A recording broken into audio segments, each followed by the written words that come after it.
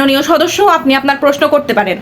ধন্যবাদ মাননীয় স্পিকার। আসলে মাননীয় স্পিকার, এই সভাতে আমরা আসলে অনেক অসহায়, আমরা তেমন কথা বলার সুযোগ পাই না। যারা মন্ত্রী মিনিস্টার আছেন তারাই বেশি কথা বলেন। যেহেতু আমরা কথা বলার সুযোগ পেয়েছি, তাই আমি আমার অন্তর থেকে শ্রদ্ধার সাথে স্মরণ করতে চাই মহান স্বাধীনতার ঘোষক শহীদ প্রেসিডেন্ট জিয়াউর রহমানকে। তিনি একমাত্র বাংলাদেশের মহান প্রেসিডেন্ট যিনি শহীদ। মাননীয় সদস্য, আপনি মাননীয় মন্ত্রীদের একটি প্রশ্ন করুন। জি মাননীয় স্পিকার, আমরা আসলে সংসদে তেমন কথা বলার সুযোগই পাই না। তাই বলতে চাই, বাংলাদেশের সাবেক প্রেসিডেন্ট মেজর জিয়াউর রহমান, যিনি বাংলাদেশের বহুদলীয় গণতন্ত্র প্রতিষ্ঠা করেছেন এবং প্রতিষ্ঠা করেছেন বাংলাদেশ জাতীয়তাবাদী পার্টি, যার জন্য আমি মঞ্চে, মহান মঞ্চে আমি আজ উপস্থিত থাকতে পেরেছি। অসংখ্য ধন্যবাদ জানাই বাংলাদেশ জাতীয়তা পার্টির চেয়ারম্যানদেরকে এবং সাবেক প্রেসিডেন্ট মেজর জিয়াউর রহমানকে, এবং তার জন্য আমার আন্তরিক ভালোবাসা এবং তার জন্য একটা সেলিউট। সাথে আমি মাননীয় সদস্য, আমি আপনাকে মাননীয় মন্ত্রীকে একটি প্রশ্ন করার জন্য অনুরোধ করছি।